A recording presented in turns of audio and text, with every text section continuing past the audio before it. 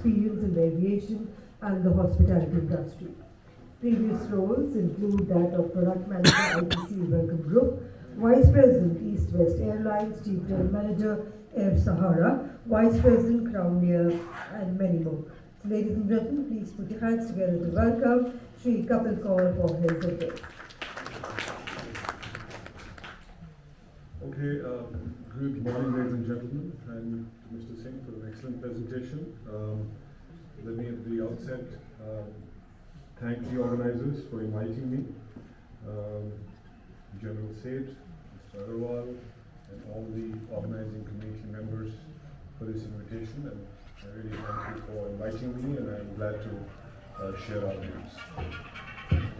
When I first looked at the topic, which is this morning, I'm sorry I actually missed it, and I was going to Mr. Baba's meeting to see what the subject is today. But when we talk about aviation growth, and we seem to be fascinated by the aviation growth, everybody's talking about India is maybe number 3, number 4, number 3 at least, stay at number 3 for a while. But it's very rarely that you see people talking about that this growth needs matching infrastructure. It needs support services so that this growth can be managed effectively. And that, perhaps to me, is very rare in terms of debates and discussions that happen at conferences. So, in a sense, this is a very appropriate topic. Let me start by saying, what does infrastructure mean to us? And what does infrastructure mean to all of you? When we normally talk about infrastructure, we would talk about infrastructure in terms of airport capacity. And within that airport capacity, we only talk about terminal infrastructure. Infrastructure, and I will go a little detail in the later part of my presentation. Infrastructure is just not airports. There is airspace, excess, extra. So we shouldn't limit infrastructure just from the airport perspective, that to terminals. But for me, the broader aspect of infrastructure is that you need physical infrastructure, you need intellectual infrastructure, you need digital infrastructure, you would need governance infrastructure, and you need institutional infrastructure. As Mr. Singh rightly said, these must be integrated. You can't have airport infrastructure and no institutional infrastructure. You can't have airport infrastructure and no, let's say, governance and infrastructure, leadership infrastructure. So infrastructure is a little broad based. So let me start with saying that we are at a very, very exciting phase. I have seen this industry on a 24/7 basis for the last 21 years. Let me say that's the first time I'm feeling that we have the foundational infrastructure to achieve what we want to achieve. And India is in a very unique place. I'll start by saying how and why we are in this unique place. Number one, after a long time, and I think this was visible in 2004 to 8, that we will have an emergence of a very stable airline system. But unfortunately, the airline system was anything but stable. We lost billions of dollars, and frankly, the unstable airline system has created a havoc we don't estimate it across the value chain, whether it's airports or general aviation or airspace, across the value chain. It has created an impact maybe we don't think about it. How have we reached the stable airline system? Number one, after Air India's privatization, which to me, I've been repeating this for a while now, is a very game-changing reform. We may think it's just privatization and government has parked its challenges and problems, but it's a redefining moment for the aviation sector. That privatization of Air India and the structure that it brings, plus Indigo, gives you the foundation for taking bold next steps in aviation. Together, both of them have a fleet order of about 1,500 aircrafts. The value of that order is not in the list terms, but in terms of the actual price. I'm not accounting for inflation and escalations there, but generally it's about $100 billion. And this is just for 10 years. After 10 years, the next 5-6 years, they would need to order more for the next 10. So that airline system has the balance sheet to support this growth. We never had a balance sheet in airlines, except Indigo. We didn't have, rest of the airlines don't have the balance sheet to support the growth. So we have an airline system which is the balance sheet, which is the cash, which is determination, is building a world-class product, doing everything to create world-class airlines. We must take advantage of that. Otherwise, frankly, we will be back to where we were. Second, for the first time, we have an airport infrastructure which is ahead of demand, possibly because of COVID. We have the metro infrastructure, and I'm not getting into this debate of structural capacity versus theoretical. Let's say the capacity available right now in metros is about 500 million, 500 to 550 million. We may end up achieving lesser, but about 500 to 550 million. The Adani airports are going to build another 150, 200 million. And Airports Authority of India is spending a lot of money, and with the privatization of these 25 airports, we should be looking at in the next 10 years for roughly a 900 sort of a million to $1 billion airport capacity. We never had this before. So along with the airlines, stable airline system and the kind of investment they are making in the fleet, it is very important to have the airport infrastructure ahead of demand, and we have that. That's the first time we have it. So that's the other positive aspect.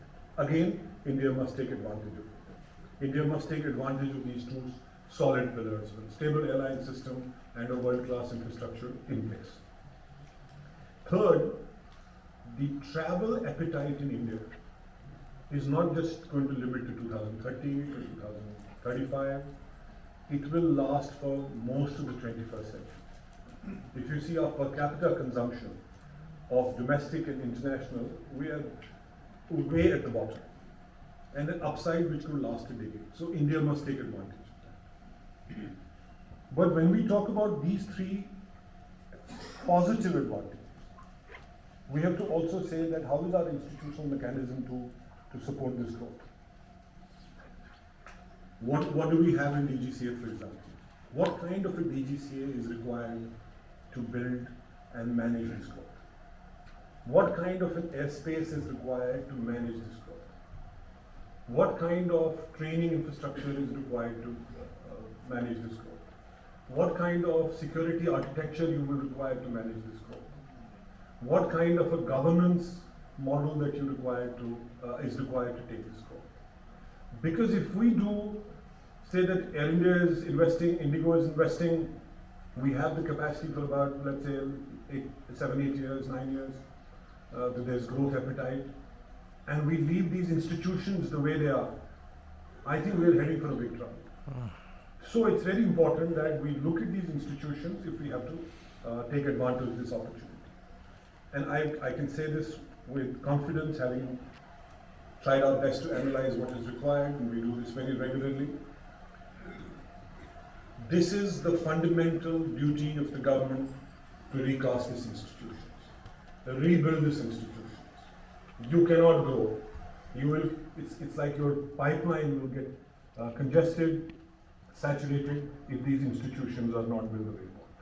So, along with the pillar of a good airport system, at least for the next 7 years, a good airline system, great appetite for growth, we must make sure that our institutions are overall, and again India must take advantage, because this time it would very rarely come back. Second is the choices that we need to make. We must think back. It's a choice like India has to make a choice. Do we want to be China or do we want to be United States? Similarly, aviation has to make a choice. What do we want to be next 20 years? Is it just creating jobs, or it is creating higher earning jobs? How much contribution can aviation make to direct, indirect use, calculated impact, which we must measure and be happy about that we have played a very important role in the socio-economic transformation. So we must make these choices. But before we make the choices, we must set the basic rules in place. Before we talk about whether we need incremental or we need transformational changes and who will lead it, what kind of a leadership is required for that. First is to say that please, for God's sake, let's get the tax structure correct. You cannot think that airlines will be sustainable and profitable and private firms will continue to pump in money to support what arguably is the worst tax structure in a punitive fiscal regime on airlines across the world. 20% of the direct and indirect taxes are 20% of airline revenue. Depends on which quarter you take, it may be higher in one and slightly lesser in the other. So before we think of what choices we need to make, let's get the basics right. Let's get the tax structure right before we say that we need to decide what kind of an aviation system we require. Now, after if we are able to set the tax structure right, the second important factor is that do we need an incremental change or we need a transformational change? Let me explain what I mean. Incremental is that we are happy with what airport infrastructure we have. We could say that we have about $500 million, good for the next 7-10 years. But as you know, and we have stalwarts here from airport, you need an airport capacity that lasts a generation. So it may be incremental to think that we are good for the next 5-7 years. But frankly, from a transformational perspective, we are inadequate still. And I'll explain that in a minute. If we are happy with incremental changes we are making at DGC, frankly, again, we will lose this opportunity. If we are happy the way ANS is working, they're doing a good job, but transformation requires to unleash it. If we are happy with the incremental changes at BCAS, we are happy with our FTOs and the SIM infrastructure we have, particularly FTOs, the quality they churn, the AME infrastructure that we have, the quality they churn. We may make incremental progress, keep moving the needle, keep moving the structure, but we will lose the advantage that we are currently at. So my view is that we must not be focused on incremental changes. We must look at transformational changes. And I will talk about the transformational changes in a minute. It's very close to my heart. For 20 years I'm talking about it. I think there is never a time than now to take this opportunity to say that if India is going to be a 5 trillion, 10 trillion, 20 trillion, aviation and connectivity has to play a very, very critical role. We can't be incrementalist. We can't be happy by taking few steps. We have to make sure that the market that we are in needs a transformational approach. For that, you have to rework and look back and say, what does this new architecture look like? First, for me, somebody has to take leadership for this. We can talk about conferences for years. We can talk about with clients, we can give policy papers. Somebody has to raise hands and say that I am responsible, I will provide the leadership which will transform this sector. That's the first starting point. Second is, if you look at what that new architecture is, and I explained that the new architecture to me is just not physical infrastructure, is institutional infrastructure, is digital infrastructure, is intellectual infrastructure, is about governance and leadership infrastructure. And in many ways, there are many other elements. Let's talk about these 4, 5. So when I look at the physical infrastructure, our friends in the airport, and there is a lot of airport that's in the room. As I said at the beginning of my presentation, we think that the airports are just basically terminals. Airlines, let me tell you, we have the former chief of ANS here. Airlines are not aware what's happening in here. Pilots, they know, people from ANS may know, other people may know, broadly at the leadership level. Nobody is aware of what's happening. So when we talk about infrastructure, we think terminals is what is required, and that should be. So you have to talk about airspace, you have to talk about airport infrastructure. We forget about excess infrastructure. We saw what happened in Bangalore. We saw what happened in Hyderabad. It takes 2-3 years for that excess infrastructure to be feasible for a passenger. So if we require this transformational architecture and we talk about physical infrastructure, we must ensure it's not terminal, it's airspace, it's excess infrastructure. It must have multimodal integration. Because again, as we are growing in India, without multimodal integration, you won't reach anywhere.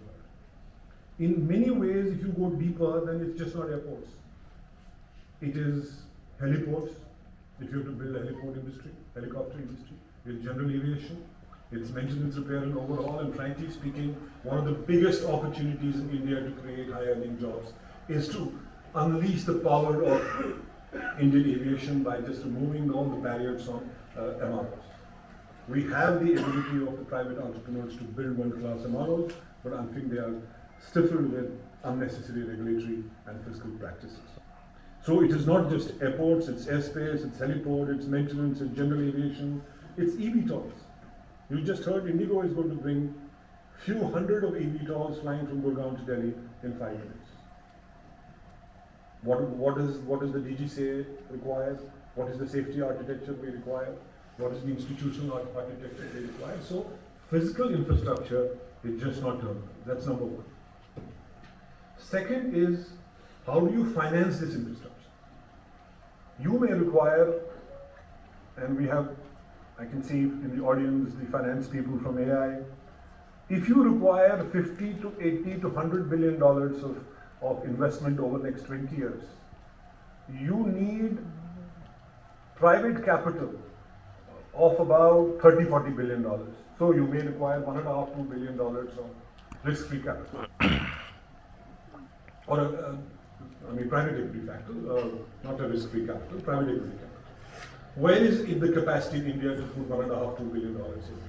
How do we unleash that if we have to build this infrastructure? So that's on the physical infrastructure side. Let me talk, which is something which has been my favorite. I am normally not liked for speaking this. We have a very archaic institutional infrastructure, and we cannot even think of moving ahead if we don't break this institutional infrastructure. And I did talk about it in the beginning. Can we have the DGCA in a tech world? Look at what's happening with Pratt & Whitney. Look at what's happening with LEAP. The technology is so superior that even FAA can't understand. We saw what happened with FAA in case of Boeing, which had lethal flight design flaws. We are seeing supply chain issues on durability and QC with Pratt & Whitney and perhaps LEAP engines. It's a cutting edge technology. You will see more of that cutting edge technology. Do we require a DGC in a legacy mode? Or we say, let's overhaul it and create it independent DGCA. Mr. Agarwal is aware that we have talked about, like in the like we have CA UK, we should have CA India, run by experts at different architecture to run. We cannot continue with DGCA like this. Similarly, VCAS. Today, technology is critical for security architecture. But what we normally do is to get more and more people. More people we have at airports, risk increases. It should have the balance between technology